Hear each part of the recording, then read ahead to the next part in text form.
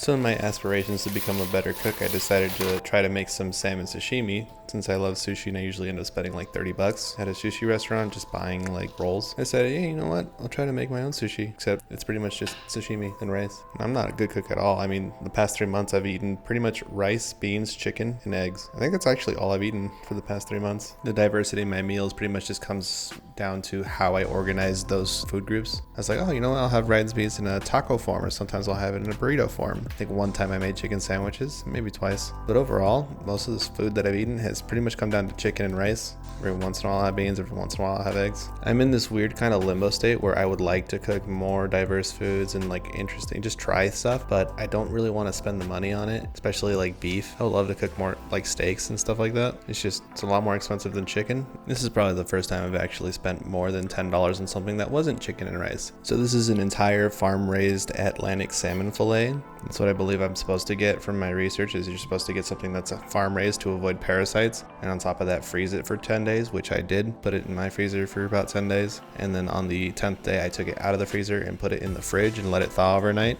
and now this is what I have. It was still a little bit frozen, but in the time that it took me to cut it up, it kind of defrosted on its own, so didn't have to deal with it being frozen. And I absolutely butchered this poor fish. Like, it did not come out pretty at all. The fillets were so damaged, and I think I definitely cut it wrong. I think I cut it the wrong way. I cut it horizontally, and I think I should have cut it vertically. Like, just lay the salmon down full length, cut that into small portions, and then cut those portions down horizontally. I had a few pieces that came out nice. I was actually able to make one salmon, I think it's nigiri. I was able to make one nigiri thing. Gave it to Turbo. He didn't like it. What's new? Turbo eating stuff that's not cat food? Crazy. I'm so ungrateful. But at least he licks it. I don't know why. It actually brings me happiness when he licks it. I'm like, oh my god, he's eating something that's not cat food. He's eating something I made. What surprised me the most, honestly, was as bad as it looked, it actually didn't taste bad. Like, if it had looked nicer and somebody had given it to me at an actual sushi restaurant, I wouldn't complain.